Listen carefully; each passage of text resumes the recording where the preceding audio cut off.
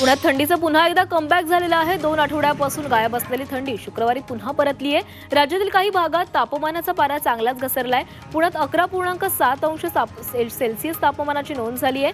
2 दिवसात थंडीत वाढ होण्याची शक्यता असल्याचा अंदाज हवामान खात्याने वर्तवला आहे। मुंबईच्या काही भागात हवेचा दर्जा वाईटच आहे। शुक्रवारीही शिवाजीनगर गोवंडी इथली हवा वाईट श्रेणीत नोंदवली गेली आहे। बांधकाम वाहनांमुळे होणारं वायू प्रदूषण यामुळे गेल्या 2 महिन्यांपासून हवेच्या प्रदूषणात वाढ होतीये। मुंबईत दूषित पाण्यामुळे अनेक साथीचे आजार पसरत आहेत। यामुळे कॉलरा, गॅस्ट्रो, अतिसार आणि कावीळ या आजारांचे रुग्ण वाढलेत। 2024 मध्ये या आजारांचे सर्वाधिक रुग्ण सापडलेत अशी माहिती आरोग्य विभागाने दिली आहे। मुंबईच्या कमाल आणि किमान तापमानात कमालीचा फरक नोंदवला गेलाय। 7 वर्षांनंतर शुक्रवार जानेवारी मधला सर्वाधिक उष्ण दिवस ठरलाय। शुक्रवारी मुंबईचं किमान तापमान हे 16 तर कमाल तापमान हे 36 अंश सेल्सिअस नोंदवण्यात आलं। बदलत्या हवामानाचा नागरिकांच्या आरोग्यावर परिणाम होतोय। अमरावती जिल्ह्यातील अंजनसिंगी इथं साथीच्या रोगाने थैमान घातलंय। आतापर्यंत 9 जणांना साथीच्या रोगाची लागण झाली असून अनेकांना उलट्या आणि मळमळ जाणवतीये। दरम्यान ग्रामपंचायतीच्या हलगर्जीपणामुळे गावामध्ये दुर्गंधीचं वातावरण निर्माण झाल्याचा आरोप नागरिकांनी केलाय। प्लास्टिकचा वापर केल्यास आता विक्रेत्यांसह मुंबईकरांकडूनही दंड वसूल केला जाणार आहे। महाराष्ट्र प्रदूषण नियंत्रण मंडळ आणि बीएमसी प्लास्टिक मद्दीबाबत कारवाई करणार आहे। 50 मायक्रॉनपेक्षा कमी जाडीच्या प्लास्टिक पिशव्या आता मुंबईकरांच्या हातात दिसल्यास 5,000 रुपये दंड आकारला जाणार आहे। अकोल्यात महापालिकेकडून प्लास्टिक बंदीची जोरदार अंमलबजावणी सुरू आहे। पालिकेकडून तपास मोहीम राबवण्यात आलेली आहे। यावेळी अनेक व्यावसायिकांकडे मोठ्या प्रमाणात प्लास्टिक आढळलं। त्यांना प्रत्येकी 5,000चा दंड वसूल करण्यात आलाय। मुंबईत डीआरआयच्या अधिकाऱ्यांनी सोने तस्करी करणाऱ्या टोळीला अटक केली आहे। यावेळी या आरोपींकडून 4,84,00,000 रुपयांचं सोनं जप्त करण्यात आलंय। या प्रकरणी मुंबई विमानतळ परिसरातून 4 जणांना अटक केली आहे, तर या टोळीतील 2 जण विमानतळावरील कर्मचारी होते। विद्यापीठ शैक्षणिक संस्थांमध्ये प्रवेशासाठी महत्त्वाची असणाऱ्या सीयूईटी पीजी परीक्षेच्या नोंदणीला सुरुवात झाली आहे। 13 मार्च ते 31 मार्च दरम्यान ही परीक्षा होणार आहे। विद्यार्थ्यांना 1 फेब्रुवारीपर्यंत नोंदणी करता येणार आहे। फार्मासिस्ट म्हणून नोंदणी करण्यासाठी घेण्यात येणारी एक्झिट परीक्षेला स्थगिती देण्यात आली आहे। त्यामुळे ही परीक्षा होईपर्यंत उत्तीर्ण झालेल्या विद्यार्थ्यांना 1 वर्षासाठी व्यवसाय करण्याचा परवाना द्यावा असे निर्देश फार्मसी काउन्सिल ऑफ इंडियाने दिले। मुंबई महानगरपालिकेच्या अर्थसंकल्पात लोकसहभाग वाढवण्यासाठी प्रशासनाने पुढाकार घेतलाय। नागरिकांनी अर्थसंकल्पासाठी आपल्या सूचना पालिकेला ईमेल करण्याची सुविधा उपलब्ध करून दिली आहे। 17 जानेवारीपर्यंत नागरिकांना आपल्या सूचना मांडता येणार आहेत। पु ल देशपांडे अकादमीच्या नूतनीकरणाच्या कामाची सांस्कृतिक कार्य मंत्री आशिष शेलार यांनी पाहणी केली। अकादमीच्या नूतनीकरणाची कामं लवकर पूर्ण करून रवींद्र नाट्य मंदिर फेब्रुवारी अखेरपर्यंत खुलं करावं असे निर्देश यावेळी आशिष शेलार यांनी अधिकाऱ्यांना दिले। रविवारी कामशेत तळेगाव दरम्यान रेल्वेचा विशेष पॉवर ब्लॉक असणार आहे। सकाळी 11 ते दुपारी 3:30 वाजेपर्यंत ब्लॉक असेल। त्यामुळे 6 एक्सप्रेस गाड्या उशिराने धावणार आहेत। 2 गाड्यांच्या वेळेत बदल करण्यात आलाय, तर 5 लोकल रद्द करण्यात आल्या आहेत। मुंबईतील धारावीत 1.25 लाखांपेक्षा जास्त अपात्र झोपडपट्टी धारकांना घरं मिळणार असल्याची माहिती उपमुख्यमंत्री एकनाथ शिंदेंनी सांगितली आहे। 2007 पूर्वीचे अपात्र झोपडपट्टी धारक 60,000 इतके होते। त्यानंतरचे आणि अपात्र 1 लाखांपेक्षा जास्त झोपडपट्टी धारक असल्याचं समोर आलं। साईंच्या चरणी 9 दिवसांच्या कालावधीत तब्बल 16,61,80,000 रकमेचं दान साई भक्तांकडून करण्यात आलंय। नाताळच्या सुट्ट्या, नवीन वर्षाच्या स्वागतावेळी भाविकांकडून साईंच्या चरणी भरभरून दान करण्यात आले। अनधिकृत बॅनर्समुळे बदलापूर शहराचं विद्रुपीकरण झालंय। पालिकेनं लाखो रुपये खर्च करून उभारलेल्या चौकांनाही या बॅनरचा विळखा पडलाय। विशेष म्हणजे या बॅनर्सवर नगरपालिकेकडून कोणतीही कारवाई होताना दिसत नाहीये। यामुळे नागरिकांनी तीव्र नाराजी व्यक्त केली आहे। दिव्यांग कल्याण अभियानाच्या अध्यक्षपदाचा बच्चू कडू यांनी राजीनामा दिलाय। दिव्यांग कल्याण अभियानासाठी सरकारकडून निधीबाबत उदासीन वागणूक दिली जात असल्यानं आपण राजीनामा देत असल्याचं बच्चू कडूंनी सांगितलं। सामनाच्या भूमिकेचं आमच्याकडून स्वागतच आहे अशी प्रतिक्रिया मंत्री राधाकृष्ण विखे पाटलांनी दिली आहे। सामनामधून मुख्यमंत्री फडणवीसांचं कौतुक करण्यात आलं, त्यावर विखे पाटील बोलत होते। राष्ट्रवादी शरदचंद्र पवार पक्षातून होणाऱ्या इन्कमिंगवर विचारपूर्वक निर्णय घेण्याची मागणी राष्ट्रवादीच्या कार्यकर्ते आणि पदाधिकाऱ्यांनी केली आहे। शरद पवारांसोबत असणारे लोक आपल्यासोबत येणार असतील तर आधी अजित पवारांसोबत निष्ठावान राहिले त्यांचा विचार करावा आणि त्यांना विविध संधी द्याव्यात अशी मागणी कार्यकर्त्यांनी केली आहे। राजन साळवी यांनी पक्षबदलाचे संकेत दिलेले आहेत. योग्य वेळी योग्य निर्णय घेईन असं राजन साळवी म्हणालेत.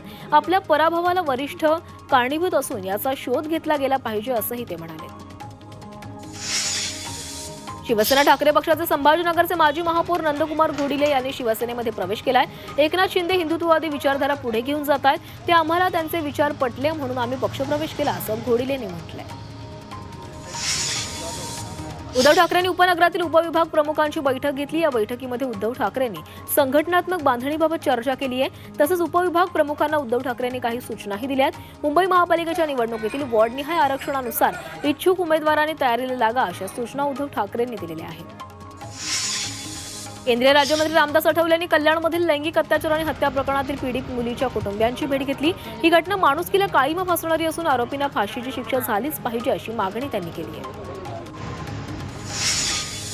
कल्याण हत्या प्रकरणातील आरोपी विशाल गवळी राहत असलेली इमारत धक्कादायक असून केडीएमसीनं नोटीस देखील पाठवली अशी माहिती रामदास आठवले यांनी दिली आहे. तर संबंधित इमारतींवर कारवाई करावी अशी मागणीही त्यांनी केली आहे. माझ्या मंत्रिपदाबाबत मुख्यमंत्री फडणवीसांसोबत कोणतीही चर्चा झालेली नाही अशी प्रतिक्रिया राष्ट्रवादीचे नेते छगन भुजबळ यांनी दिली आहे. तर नाराजी दूर झाल्याचंही भुजबळ यांनी म्हटलंय. क्रांतिज्योती सावित्रीबाई फुलेंच्या जन्मोत्सवानिमित्त त्यांना अभिवादन करण्यासाठी भुजबळ आले होते. यावेळी ते बोलत होते. मागील 15 दिवस रायगडमध्ये होतो. येत्या काळात भुजबळांसोबत चर्चा होणार असल्याचं तटकरेंनी म्हटलंय. भुजबळ साहेबांचं योगदान मोठं असून पुढच्याही काळात त्यांचं योगदान नक्की राहील. यासाठी आमचे प्रयत्न सुरू असल्याचंही तटकरेंनी म्हटलंय. लाडकी बहीण योजनेचा वापर निवडणुकीसाठी करण्यात आला, त्यामुळे राज्य सरकारची तिजोरी रिकामी झाली आहे असा आरोप खासदार प्रणिती शिंदेंनी केलाय. या योजनेमुळे इतर योजनांचे पैसे थांबवण्यात आलेत असा आरोपही प्रणिती शिंदेंनी केलाय. काँग्रेस खासदार प्रणिती शिंदेंनी लाडकी बहीण योजनेवरून सरकारवर टीका केली आहे. त्यावरून मंत्री राधाकृष्ण विखे पाटील यांनी निशाणा साधलाय. विरोधी पक्षांवर टीका करून काँग्रेसची अवस्था काय झाली हे मी सांगण्याची गरज नाही असं म्हणत त्यांनी टोला लगावला आहे. लाडकी बहीण योजना सुरू केली तेव्हा सरकारनं अटी शर्ती का घातल्या नाहीत असा सवाल काँग्रेस आमदार सतेज पाटलांनी विचारलाय. अटी शर्ती घालून सरकारनं बहिणींना वाऱ्यावर सोडल्याची टीकाही सतेज पाटलांनी केली आहे. पालकमंत्री पदावरून महायुती सरकारच्या नेत्यांमध्ये वाद सुरू आहे अशी टीका सतेज पाटलांनी केली आहे. यामुळे लवकरात लवकर वाद मिटवून जिल्ह्याचा पालकमंत्री जाहीर करा, अन्यथा आम्हाला उपोषणाला बसावं लागेल असा इशारा त्यांनी दिलाय. मुख्यमंत्री फडणवीसांनी गडचिरोलीसह चंद्रपूर जिल्ह्याच्या पालकमंत्री पदाची धुरा सांभाळावी अशी मागणी चंद्रपूरचे भाजप आमदार किशोर जोरगेवार यांनी केली आहे. धुळ्यातील मतदारसंघात राज्याचे पणन आणि राजशिष्टाचार मंत्री जयकुमार रावल यांचं स्वागत करण्यात आलं. मंत्रिपदाची शपथ घेतल्यानंतर जयकुमार रावल यांचं पहिल्यांदाच मतदारसंघामध्ये आगमन झालं. यावेळी जेसीपीच्या सहाय्यानं पुलांची उधळण करत जंगी मिरवणूक काढून जयकुमार रावल यांचं स्वागत केलं गेलं. इंद्रायणी नदी प्रदूषणावर ठोस उपाययोजना करण्यात येणार असल्याचं मुख्यमंत्री देवेंद्र फडणवीस यांनी सांगितलंय. लवकरच इंद्रायणी प्रदूषण मुक्त होईल असा दावाही त्यांनी केलाय. सरकारला शेतकऱ्यांचं सोयाबीन खरेदी करायचं नसल्यानं बारदान नसल्याचं सांगितलं जात आहे असा आरोप आमदार रोहित पवारांनी केलाय. अहिल्यानगरच्या जामखेड इथं बारदान नसल्यानं सोयाबीन खरेदी बंद आहे. यावेळी रोहित पवारांनी या बाजार समितीला भेट दिली आहे. उजनी धरणातील पाण्याच्या नियोजनाबाबत बैठक पार पडली. आजपासून रब्बी पिकांसाठी पहिलं आवर्तन सोडलं जाणार असल्याची माहिती जलसंपदा मंत्री राधाकृष्ण विखे पाटलांनी दिली आहे. तसंच मे महिन्यापर्यंत उजनी धरणाच्या पाण्याचं नियोजन करणार असल्याचं आश्वासनही त्यांनी दिलं.